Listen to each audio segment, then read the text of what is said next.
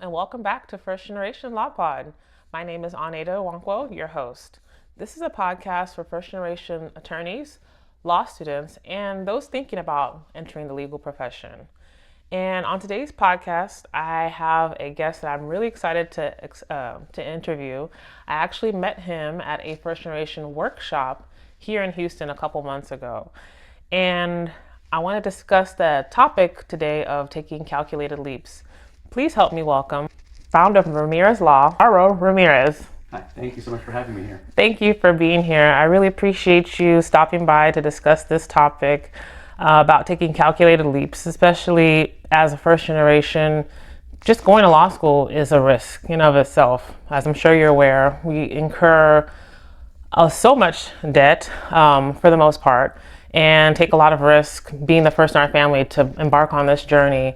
And sometimes we are just told to put our head down and just follow the perfect line, but you did something that really stood out to me at the first generation workshop, which was start your own firm. And I really appreciated your thoughtfulness and your journey. But before we talk about what it takes to take a calculated leap, for our guests who didn't see you at that workshop, could you kind of give us a little background as to who you are and how you became an attorney? Sure. So I grew up down in the Rio Grande Valley in a small town, San Benito. And my parents immigrated here from Mexico. So they came over in the 1970s, and I was born and raised and grew up down in the valley. I was one of the first folks in my family to go to college, and definitely the first to leave the valley to pursue higher education. So when I graduated from high school, I decided to go to Austin, to the University of Texas. Hook 'em. Exactly, hook 'em. And it was a big step, right, for me to leave the valley and what I had known. But I think my family was very supportive that it was, gonna make us all better, make me better as well. So I went to Austin, graduated from undergrad, and then I stayed in Austin for law school, went to the University of Texas School of Law. In 2007, I moved here to Houston, where I worked for Vincent & Elkins from 2007 to 2010. And then in 2010, I moved to another law firm called Fisher Phillips LLP, where I worked until 2021. And at that point in time, I decided to go solo and start my own firm. And here I am. When you first heard the phrase calculated leaps, what did that mean to you personally?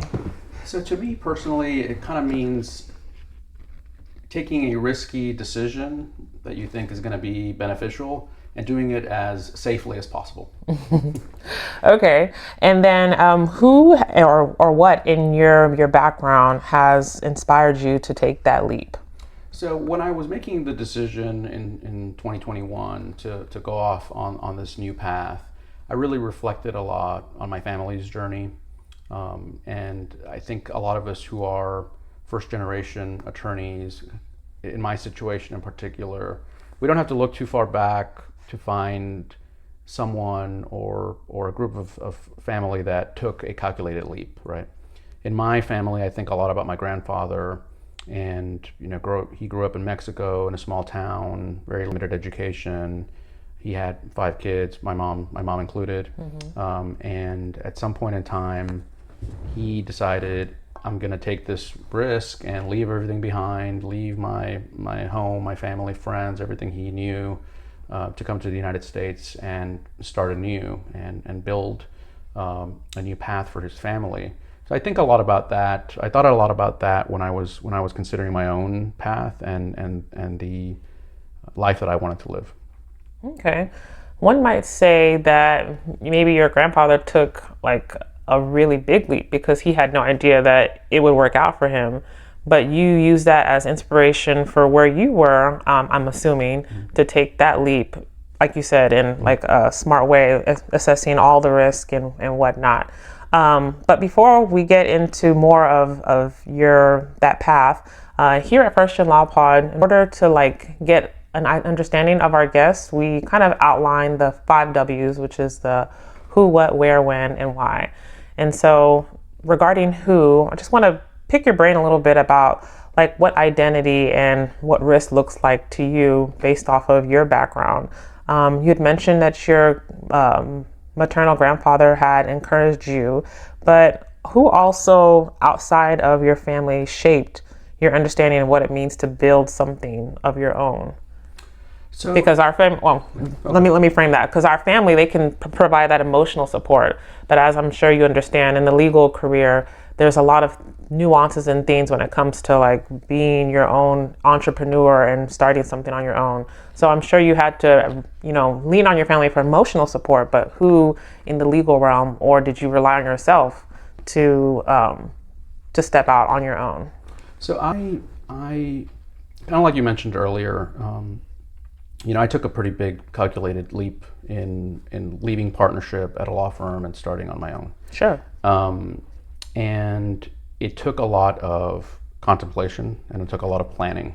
And so two things to answer your question. One is I'm always very mindful of kind of grounding myself in the truth of what's happened or in facts, right? Mm-hmm. And one thing I like to do a lot of times is sit back and think about your mental trophy case, I like to call it, right? Okay. And you look back and say, these are all of the things that I've accomplished or I've done.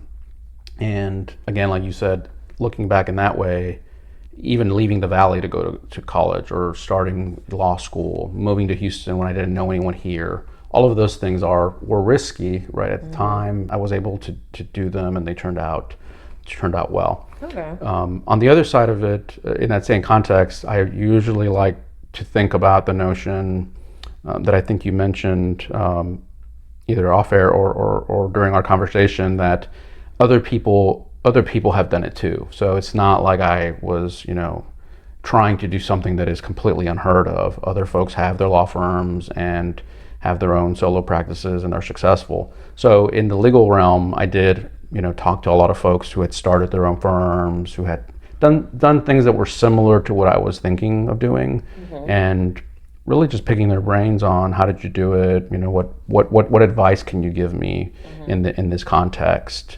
And both of those things, I think, kind of encouraged me ultimately to take the leap. Okay, that makes total sense. Just leaning on your network, but as a first gen, and I think maybe what I'm getting at is, you said you were a partner. You had already reached the pinnacle, the proverbial pinnacle of your legal career, and so taking a calculated risk. Yes, you had that background and that mental, what did you call it? Trophy case. Mental trophy case of everything you've achieved. You still, for lack of better words, were starting not at ground zero, but you were starting, basically all over again on your own. Mm-hmm. I guess my question to you is, what value or what inspired you to say, even though I've reached the top and I could just coast for, the rest of my life into the sunset and partnerdom, what value of being your own lawyer and mm-hmm. owner made you want to pretty much start all over again? Yeah, sure. So that's a good question. Based on my background and a lot of other indicators, I love doing employment law, which is what I've always done, right? But in the jobs that I had before, I was always on the defense side, meaning I represented employers. Okay. My natural sympathies and my natural kind of inclination tends to go more towards the employee side, right, or the workers, just because of where I grew up, my background, things like that. So that thought had always been floating around in my mind, and for a period of time, I guess I'd say I had a little bit of a existential crisis of I was following the path, right, that I knew was correct, right, being an associate counsel, making partner, but at some fundamental level, I just wasn't really satisfied with what I was doing on a day-to-day basis, and it caused me to really start asking myself, okay, well, everything looks good and feels good, right, at a certain level, but if I'm not really satisfied, right, with what I'm doing on a day-to-day as an attorney, is this something that I want to carry on, like you said, or do I want to try something else? Do I want to try that one thing that I've contemplated and thought might make me more satisfied or might make me happier, right? And it really just came to those to those concepts coming together, and me thinking, I felt ultimately I have to take this chance and see if this thing I'm thinking about is going to make me more satisfied, make me happier, or make me a better lawyer, or do I decide to stay where I'm at and kind of like you said, ride that out. Okay. And that's actually like a good segue into the next segment, which is the what, and you kind of defined it a little bit, but just defining that leap. What fears, or if any fears, did you have about making that decision from going to the defense side and then representing on the plaintiff side? So, a lot of fears. So it is funny because I think like if people who know me and have known me for my career, like many lawyers, I tend to be a very risk-averse person, right? Risk is not necessarily something, that I embrace. And really, as an employment lawyer, you're essentially counseling employers to limit risk, right? So it's something you don't really put out there too much. Very proactive, not reactive. Exactly right. And the other piece of it, I think, is, and I don't know if it's unique to me or, if there's other first-gen lawyers that kind of feel the same way. Obviously, we all took all these risks to get to be a lawyer, right, and to get to where we are. But then I feel like, for me, sometimes I would look at my journey in a disjointed way and not really kind of value those risks I took. Once I was practicing, I became much more kind of close-minded on like, okay, this is what I need to do, this is the job I need, and this is kind of the path, right, without really looking too far outside of that. So, at some point, I thought, like I said earlier, okay, I'm going to do this. I had a lot of concerns, right? And the most, like, some of them were obviously unrealistic in the sense that, oh my gosh, if I go and do this, what if no one calls me? What if I don't have any business? What if I don't make any money? Yeah. What if I destroy my career, right? Kind of overthinking. But again, like to the earlier point, so you just have to ground yourself in the truth and the facts and think, other people have tried this. I'm not doing anything that is completely out of the norm. Right. Let me give it a shot. Yeah, give it a shot. Yeah. Okay. And then you said you worked on the defense side, but now you work on the plaintiff side. And so I guess one could say that those skills may not have been transferable, but at least you can kind of see the whole picture. But what skills, if any, or did you have to retrain yourself to become an entrepreneur? Because essentially owning your own law firm, you are an entrepreneur. Am I correct in that assessment? That is right, yes. Okay, yes, so yes. What skills, if any, as a partner, were transferable to you being an entrepreneur and starting your own firm? So when I went on my own, there was a few skill sets that I had to learn, and I had to learn them relatively quickly, right? One of them was, not only did I go off on my own and leave the safety of the law firm that I was at, I went to the other side, right? The other side of the V, as they say, to become a plaintiff's lawyer. So I had to learn that kind of unique practice, right? Even though I knew employment law and litigation. And those, to answer your question, I think those skills that I had developed as a litigator, as kind of an expert in employment law, and a lot of that basic kind of framework. You're board certified, right? I am board certified. I am board certified in labor and employment. Awesome. So all of that, I think, helped me build up kind of the structure, I guess, or the support that I needed in order to be able to do a lot of these things, right? The other pieces of it, I think, were really a lot of planning, and I think that's what I was saying earlier. Like, if I think back to, well, how did I leave the Valley and go to Austin? How did I prepare to go to law school? How did I do well in law school? And I mean, if we all think back, we were all probably pretty intentional in, I'm gonna study, this is my plan, this is the classes I'm gonna take, this is the roadmap. And I did a lot of that. So I had a lot of research into, what do I need to do to get this off the ground? A lot of planning financially to make sure that I had the ability to maybe not make money for a period of time. Yeah. Right? The cushion. And then on top of that, to the entrepreneur point, looking much more closely at, how am I going to get clients? What is the best marketing strategy? What organizations or groups should I become involved in for referrals? All of that kind of came together as different facets of effectively a business plan. Okay. And then the next W is the where, and that's also a good segue to your environment and the communities and groups that you're a part of. Where do you think young attorneys should focus their energy early in their careers if they are thinking further down the road that they want to follow your path? I think that when I talk to young lawyers, I always urge them to make sure that they are focusing on the fundamentals first. Okay. I had already been practicing 14 or 15 years when I decided to go off on my own.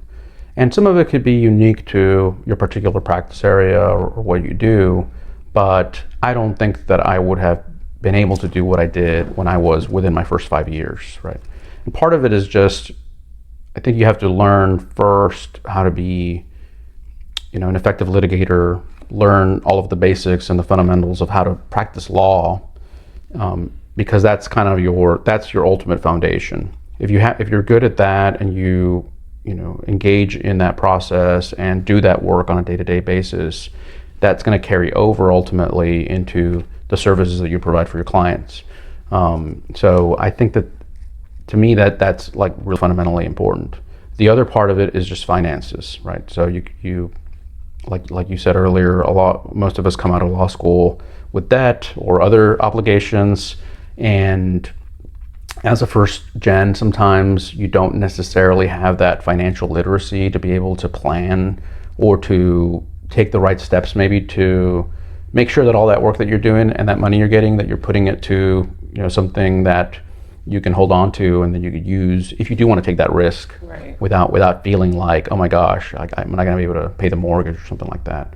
So those are the two things that I would advise young lawyers: just focus on the basics, learn to be a really good lawyer, and then to be mindful of your finances and plan accordingly. Okay. And then as for yourself, what environments were fundamental in helping you? I know you said you had reached out to other attorneys who have gone solo, but what other environments or organizations were fundamental to you cultivating that entrepreneurial mindset? I think the law firm I worked at was very entrepreneurial, and they would kind of Which one? Fisher and Phillips. Okay. Fisher Phillips. They would kind of teach us. They would teach us very very routinely. There's the practice of law and there's the business of law, right? And those two things are not, they overlap, but they're not the same thing. So as a lawyer, you have to be out there. You have to. You might do the best work in the world, but if no one knows you and isn't going to call you, what's that really worth in the long run? So I learned a lot there, and then just other organizations, like I said, other individuals that I met through bar associations, Mexican American Bar Association, HISBA, folks who had done it and it kind of set off, on their own path. All of that inspired me to do the same. Okay. And so do you recommend becoming a part of those groups early on, or do you suggest focusing and developing the foundation at your work, wherever you decide to work? That's the balance, right? Yeah. Sometimes it's hard to balance those two things, because when you're a new lawyer, right, you're going to gravitate to wanting to be in the office and fine tuning and doing what you're doing. And sometimes it could feel like, well, if I go to this meeting or I go to this event, right, I'm not going to be able to bill the hour that I would be if I stayed in the office. But both of those things have to work together at some juncture, and it's kind of just up to the individual as to how they balance it. But at some point, you have to get out there, right? You have to be active. The other thing that I will say, though, is you want to be out there and be active, but you also want people to say, oh, I know that guy, or I know that person, and they're good at their job. They're good at that area of law. I would recommend them. Exactly. Yeah. So that's why I think they both go together, is that you want to be known, and you want to kind of have an active network, but you want also obviously for people to be saying nice things about you. Right. Yeah. That's going back to what you're saying about it being a balance. That's actually a good segue into the next W, which is the when, focusing on timing and decision making. And you had said that you had practiced for up to almost 14 years before you had even gone out on your own. hindsight's 2020. Looking back, do you feel, and I don't want to invite any conversations of like regret, but do you feel like you may have been overthinking it, or you would have been more prepared earlier than you thought, or do you feel like this happened at the right time? I feel like it happened at the right time. I think one thing one thing I contemplated a lot was kind of like I said, I had a lot of these thoughts kind of, that I was working through. And I wanted to make sure that I was making the decision to go off on my own because I actually wanted to do it, and not that I was just trying to get away from a situation that I had grown, you know what I mean? Yeah. So a little restless. Exactly right. Yeah. So a lot of it was me thinking, okay, let me just think about this. Is there anything that I can do in the situation that I'm in that would make me feel better, or is the right move to go off on my own? So that took some work to make sure that I wasn't just, thinking, oh, maybe I'll be happier doing this, right? And you know what I mean? Like, instead of just thinking about it a little bit more mindfully. And then the timing was what it was in some ways. There's never a perfect moment. I remember I had shared with one of my partners actually what I was planning, and he knew that I was planning to give my notice at my law firm. And it was like a Monday, and he's like, "Are you gonna do it today?" And I was like, "Yeah, I'll do it today." And then he'd come in like at 3 or 4, just like, "Liz, like, have you gone yet?" "No, I'll just do it tomorrow." so the week kind of continued, and then finally on Thursday he was like, "You need to just go down there and tell him." And I was like, "Yes, you're right." So then I went and talked to the managing partner and said, "Hey, I'm leaving," and he's like, "Where are you going?" And I was like, "Oh, I'm going on my own." Oh, wow. But I would lie if I didn't say it was a nerve-wracking walk from my office down the hallway to the managing partner. But they were extremely supportive and very kind with my transition out. And they're still, some of the best people I've ever worked with. But it's the timing I think it happened at the right time for me. But at the same time, like you said, I think if I had waited longer, then I don't know if it would have added any real benefit at that juncture. Yeah. And I think that's, it's awesome that you had a supportive environment, and going back to the environment and supportive people around you on this venture. Mm-hmm. I guess the few people that I know that have gone solo have kind of gone solo by force, not by choice. Mm-hmm. And that's why I really appreciate your candid honesty about like how it wasn't necessarily an easy decision, but you still made risk assessments along the way. And sometimes it is good to get a kick in the pants and just go off on your own, but also to understand that this is something that you truly put a lot of thought into, and it wasn't something that you made capriciously. Mm-hmm. It kind of adds more support to your why and why you're doing this, which is another segue into the final W, arguably the most important, the why. And you had already mentioned that you had been on the other side of the V, the defense side, for so long. Do you believe that your calculated risk have helped you professionally on the other side of the V as a plaintiff's attorney? I think so. I think that taking the risk and kind of getting involved in that process, I think it makes me a little bit more maybe empathetic to some of my clients who are also going through transitions of their own. I have an unusual practice sometimes in that everyone who calls me, unfortunately, probably just lost their job, right? So they're in an unknown kind of scenario, and I think that I experience that in a different way, obviously, right. More by choice, but still I can understand kind of the trepidation of what now, right? What are you going to do now? And at the same time, I think that one scary thing about going on your own, obviously, is that you don't have the support around you of other lawyers that you can go to and say, hey, is this a good argument? Or am I thinking about this right? You're a little bit more siloed, right? But for me, that made me more intellectually curious, probably, because now I had to kind of figure everything out. And it made me engage in the law and the process a lot more aggressively, I guess, than I would have otherwise, I think, at that point. So I think overall it made me a better lawyer, and it made me, I think, hopefully a better person as well. Okay. And then do you think, in terms of like your purpose and your legacy, that building your firm has been worth the challenges and the sacrifices? I know we had kind of discussed off air about the technical difficulties, but just being right now your one-man band for your firm, do you feel like it was worth the challenges? And you can be completely honest. I 100% think it was worth it. Okay. I would not do it differently. And one thing that I was very mindful of when I went down this road is to be optimistic and to hope for the best, but also be realistic in the sense that not everything is going to go perfectly well. And I think that to do this, you really have to put aside any notions of everything has to be perfect, or I'm not going to screw anything up, or I'm not going to. Those kinds of thoughts can end up being self-defeating, because the reality is you're going to hit a roadblock. I mean, you're going to have bad days. You're going to make business errors, and I've done those things, right?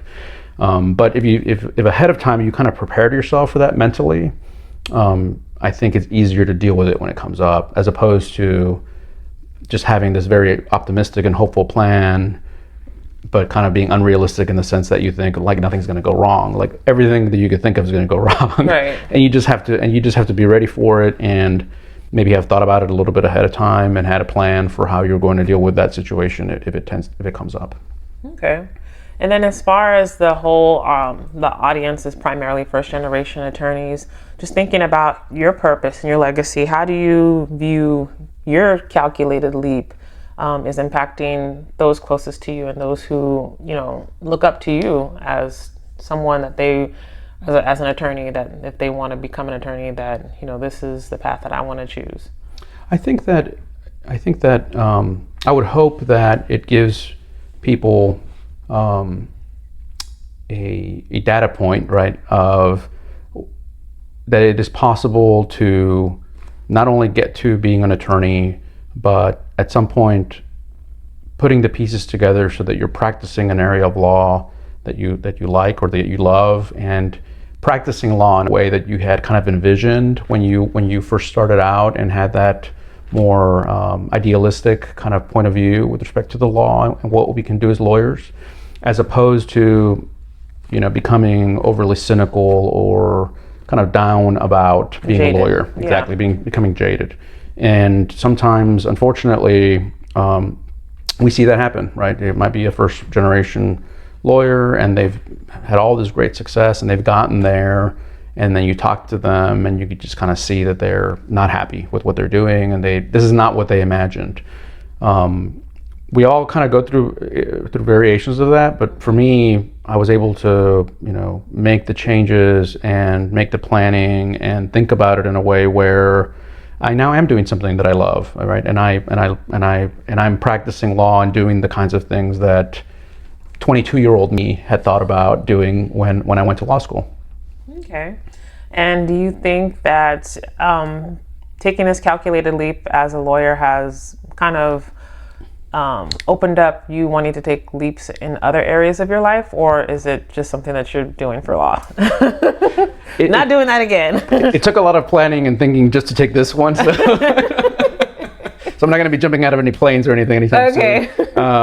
No, I mean, I think, like I said, I'm a cautious person, very generally speaking. But I think that helped me to get to be able to do this at this point. But no, I'm leaving the calculated leaps for now. So you're not gonna go out and buy a Porsche tonight. No, I'm not. Okay. Well, thank you, Mauro, for talking about your experience, your background. Like I said, I feel like this is going to be very helpful for a lot of first generations out there. But before we close, the motto of First Gen Law Pod, or First Gen Law Network, is you may be the first, but you won't be the last. And I like to ask all my guests to fill in the last half of that that question. How would you fill in, or how, if you were talking to 22-year-old Mauro or someone who's coming up right now thinking about going to law school, what would you say to that person? You may be the first, but, or how would you complete that sentence? You may be the first, but it always takes someone taking a calculated leap in order to make a difference. Okay, I like that. Putting in the topic. Yeah, it truly does take a calculated leap, and I really appreciate you for being honest, because sometimes, especially now in today's society, a lot of people are thinking about taking a leap, and it's very helpful and wise to see that you can take risks, but also make sure you're taking them in a wise way where you're not jeopardizing or catapulting your whole future. Right. So if anybody wants to reach out to you, how can they reach out to you? Are you on LinkedIn? Are you on any of the socials? I am on LinkedIn, and my law firm's website is www.ramirezplc.com, or they can reach me at mauro@ramirezplc.com. Okay. So I'll link that to the show notes if that's okay. Yeah, sure. If anybody has any questions about employment law. But yeah, once again, thank you, Mauro, for your time, and I will talk to you later. We'll talk to you later, First Gen Law. Thank you.